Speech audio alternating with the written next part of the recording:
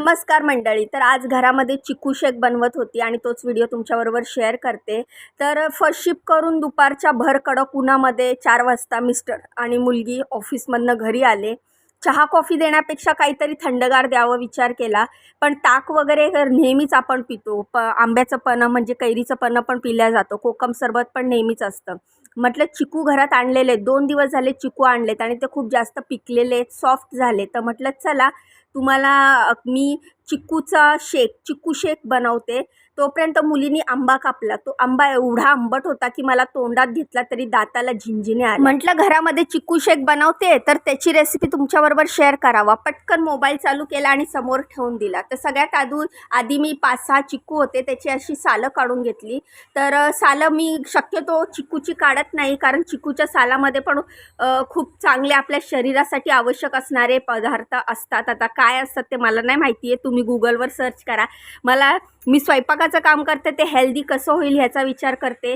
त्याच्यामध्ये काय काय हेल्थ आहे ते मला एवढं काय माहिती नाही आहे. पण मी चिकूचं साल काढलं, सगळ्या चिकूची सालं काढून घेतली. त्यानंतर मिक्सरचं भांडं घेतलं, त्यामध्ये मी असे चिकू चिरून घेतले आणि त्याच्यातल्या बिया काढून टाकल्या. तर खूप सोपी रेसिपी आहे, जास्त काहीच लागत नाही, एकदम झटपट होते. आणि मी फ्रीजमध्ये बर्फ वगैरे बघितला तर फ्रीजमध्ये बर्फ नव्हता, तर थंडगार दूध होतं फ्रीजमध्ये. म्हटलं चला आपल्याला थंडच पाहिजे ना, तर दूध थंडगार होतं. तर म्हटलं चला दूध थंड आहे ना, बर्फ नव्हता. आणि तसं पण बर्फ टाकला असतं तर ते पाणी पाणी झालं असतं. एकदमच हेल्दी झाला हा ज्यूस. तर सगळे चिकू मी कट करून मिक्सरच्या भांड्यात टाकले. त्यानंतर चवीनुसार ह्याच्यामध्ये साखर टाकली, कारण चिकू एकदम गोड होते त्यामुळे 2-3 चमचे साखर टाकली. आणि मग त्यानंतर मिक्सरचं भांडं घेतलं आणि एकदा साखर आणि चिकू एकत्र फिरवून घेतला. त्यामध्ये दुसरं काहीच टाकलेलं नाही आहे. साखर आणि चिकू टाकून छान असं एकदा मिक्स करून घेतलं. आणि मग त्यानंतरनं मग ते थोडंसं एकदा फिरवल्यानंतरनं मी ते बाहेर काढलं.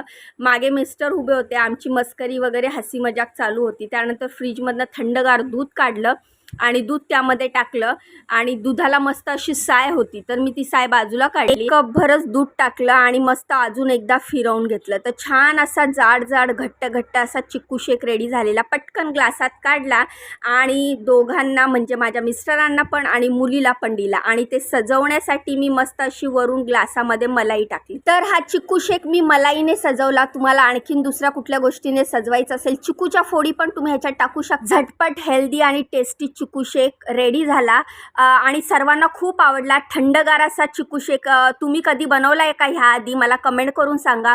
व्हिडिओ आवडला असेल तर व्हिडिओला लाईक करा, चॅनलला सबस्क्राईब करा. इंस्टा फेसबुकवर बघत असाल तर चॅनलला फॉलो करा. बाय.